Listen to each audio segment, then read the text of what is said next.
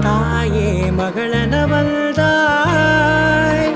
தந்தை சிந்தை நலமுற வந்தாய்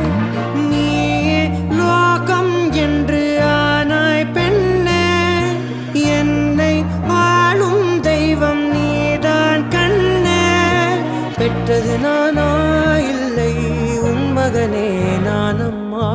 தாயே தாயே மகளென வந்தாய் தந்தை சிந்தை நலமுற வந்தாய்